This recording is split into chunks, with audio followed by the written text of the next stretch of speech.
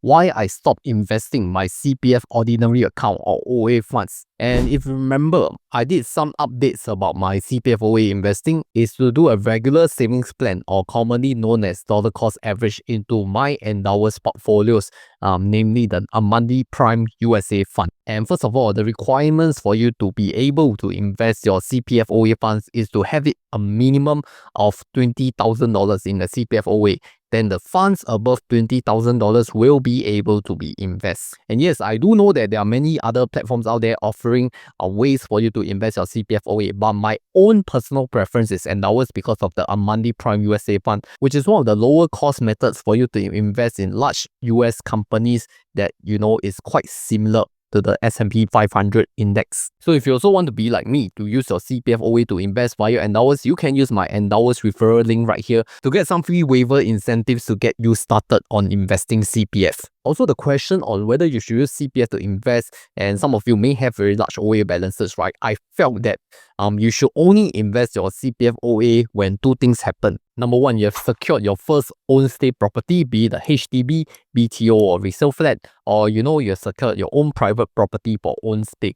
I think your fundamental residence needs to be settled first. And by settled, I mean you already have a signed agreement that you are going to live in this place in the next few months or next few years. That means your finances, you know how much you need to contribute already. Then the second situation where I felt that you should invest your CPF OA is when your special account, your CPF special account, is very close to the full retirement sum, which is above $200,000 now. But anyway, this is just my own personal opinion and recommendation. It is not by the rule. The only rule is that you need more than 20,000 in OA to invest. That is CPF rule. My own rule is because I don't want to give up on other opportunities. So if you want to be in a community of like-minded people looking to build their wealth and retirement planning through CPF and other ways to invest, then join us at Honey Money SG with over 18,000 members right now. My last update on my CPF portfolios with regards to investment, I think was in July this year. That was when I lump sum a huge amount of my CPF OA into my Amundi Prime US portfolio, and those funds were returned from the original T-bill issue subscribed in the earlier part of this year.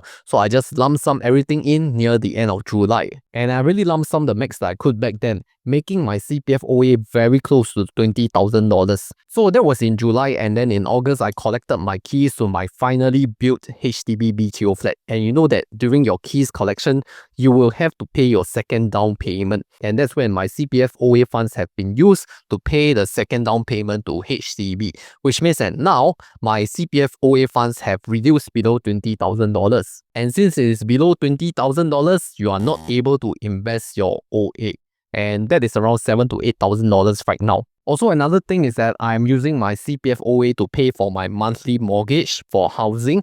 So that means my CPF will be building very slow in the OA aspect. But all this is already part of the plan because I have intended to use CPF OA for housing, and then the cash that is not used will be for my investments outside of CPF, where I could do recurring investment through other platforms like Interactive Brokers, which is the platform which gives you the best exchange rates and of course the most market offerings, example the Ireland domicile ETFs. So you can also check out Interactive Brokers through this thing if you also want to learn how to invest. I do expect my CPF OA to stay really low because all my monthly contributions to the CPF OA will get negated by the monthly mortgage payments from the CPF OA. So it's like building very slowly, every month in, every month out. But let's not forget that my Medisave account is already at basic healthcare sum and my special account is at full retirement sum, which means that all my monthly Medisave contributions will overflow or supercharge to the ordinary account. Because MA is already full, FRS is already reached, your MA, your Medisave account contributions has to flow to the OA. And how much is that? Based on people below the age of 35, which is me, 8% MA will go on top of the 23% monthly OA. So that means 31% of the gross salary will be contributed to the OA. And to put things into perspective, if let's say my gross salary is $6,000 per month, 31% of $6,000 will be going to my CPF OA. So that is $1,860 per month pumping into the OA every month. That is the supercharge effect. Compared to if you're no supercharge at 23% multiplied by $6,000 gross salary, that will just be $1,380. So it's quite a big difference, right? Almost $500. So I know that some of you have reservations on topping up CPF or transfer your OA to SA. And I have done these two steps like so many years before. when I was in my 20s. And some of you may question that, is it a wise decision or not? I can only say do not understate the effect of supercharging CPF. I know that some online sources will tell you that it's stupid to do this. But like my channel always say, what I think I will say, what I say I will do. For now is the doing part already lor. I think and I say already, and now I'm showing you the effect after so many years of my YouTube channel. Supercharging effect you won't really see in the short term, because in the short term you will only see your cash going into the CPF and then you cannot use. But in the long term, that's where you start to realize, every month instead of 1,300, I have 1,800 for my housing there that I can use from my OA. But I have to highlight again now, what works for me may not work for you. But one thing that works for every people is that you really have to have good foresight. You need to plan like 3 steps ahead one. You cannot just look at instant benefits. My opinion may not be correct, and it's only correct in my own situation. So you go and read other sources, you go and compare, you see which one is more applicable to you. I'm not saying I'm 100% correct, but I could say that at least I demonstrated that it works. So a lot of people on online forums or online communities, discussion, chat group will tell you, don't transfer OA to SA. It's a one-way street. Yes, it is a one-way street. But should you not transfer? Because I did. Some of them will also say, don't use CPF for housing because you will incur accrued interest. Then why must you pay yourself interest when the government can pay for you instead? I also use my CPF for housing. So really, when you're dealing with CPF matters, it's very important not to look short-term. There are many people posting their short-term opinions online, and I know it's very addictive to look at because you're trying to look for a confirmation bias. And if you're someone like me who is going against a very big group of people and in their confirmation bias, then you'll be in for a very hard time. You better be ready. So having said that, will CPF hinder your goal of achieving financial independence since you're pumping in so much cash and liquid cash into a CPF, which is a long-term retirement savings plan, until you can reach 55 or 65, then you can see the money?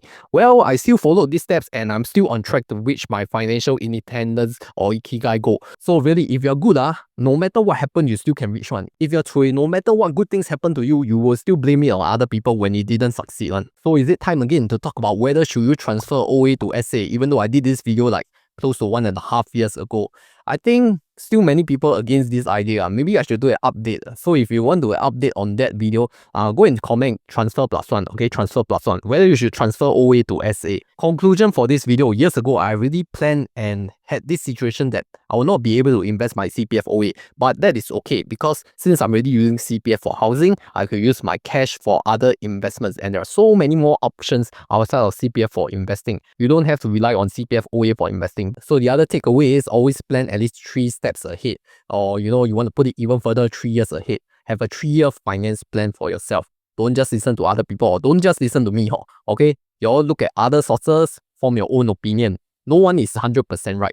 And if you want another CPF video where I discuss whether to use your cash or CPF to pay for property, then you should check out this video on my opinions right here.